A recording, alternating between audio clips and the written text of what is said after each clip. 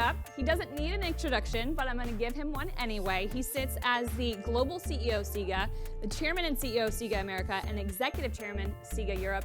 Please help me welcome Emanuel Macedo de Medeiros. Thank you very much, Kim, for the warm and enthusing introduction. If you were able to pronunciate my name immaculately, I think everything is possible. So well done. And this summit could not start on a better note. But I want to be very clear on this very important day, International Women's Day. This is a day that must be taken seriously. This is a day that must be seized to address face to face the challenges that we live, the answers that we need, the solutions that we deserve. And I've been wondering, what defines us as individuals? What makes us who we are? Is it our gender, the color of our skin, the religion that we profess, the school that we go to, the organizations that we work for? What is it? I am clearly a man, European, white, 52. The only option I had was to become a lawyer. I didn't choose anything else. But in reality, none of this defines who I am and who I want to be. What defines who I am are the options I choose to make. The options I choose to make and my conscience. And we all have options. We all have decisions that we are free to make. And we are also accountable for them. I have made my choices. And you, being here, have made your choices too. As SIGA has made its choices a long time ago. And we have chosen not to conform. We have chosen not to accept. We have chosen not to stay silent. Not because it's easy, but because it is hard. Not because others cannot do it, but because it is our job. It is our indeclinable responsibility, and we will not pass this to the next generations. How could we be silent? How could we deny what is happening? When we look around to sport, which was supposed to be this school of values, this beacon of light, this catalyst for human development, for social and economic growth, for everything that is noble in our life. And I don't need to quote Mandela to invoke the power of change, the power to inspire, the power to instigate, the power to give opportunity for our civilizational values to become not just rhetoric, but to become a reality.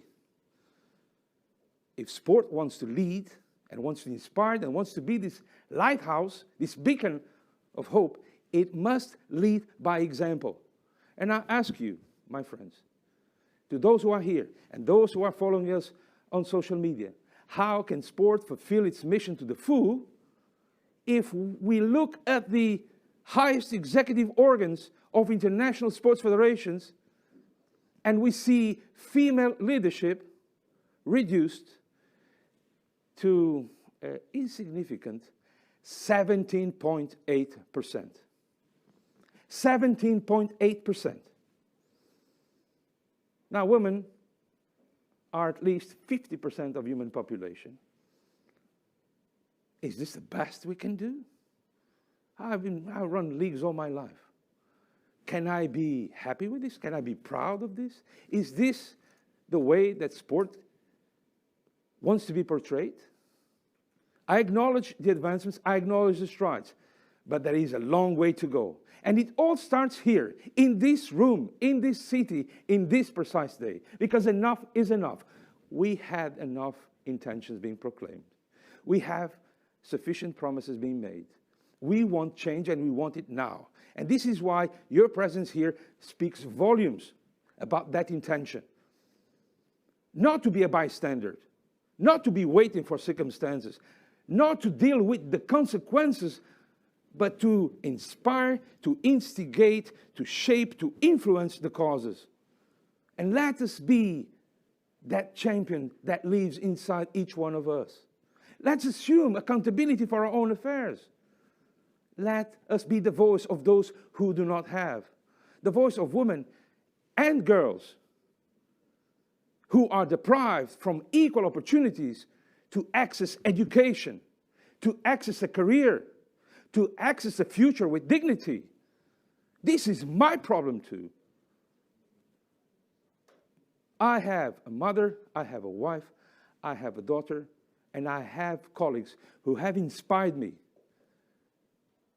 And if I'm here today, it's also because of them. They deserve to be treated with respect and with dignity, the same respect and dignity that anyone deserves. Not more, not less, not favors, respect.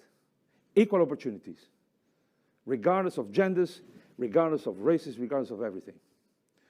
So let me be very clear. This summit is an opportunity. It is a call for action. And I'm in business.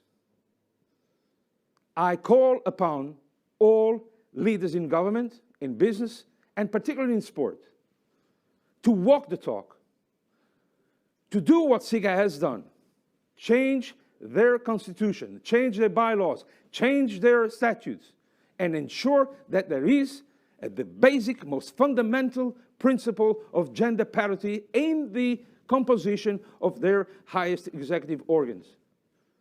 Freedom, equal opportunities, competence, nothing else, no favors. Second, to fulfill this objective, we can only achieve this with your support. Stand with SIGA, be an agent of change. Support our SIGA mentorship program. Give conditions to female, aspiring female leaders to have their role in the sporting industry. I know that my voice will not go unnoticed and unheard. I trust you. You know you can count on me. But in this very moment, I cannot ignore, no one cannot ignore, that the world as we know it is at the brink of the precipice. I measure my words. We are at the brink of the abyss. We are struggling to get back on our feet after a global health crisis, a global economic crisis, a global social crisis, a global climate and environmental crisis. And I ask you, and all those who are following us, did we need a war and this threat of apocalypse hanging over our heads? Has anyone called for this? No, we haven't.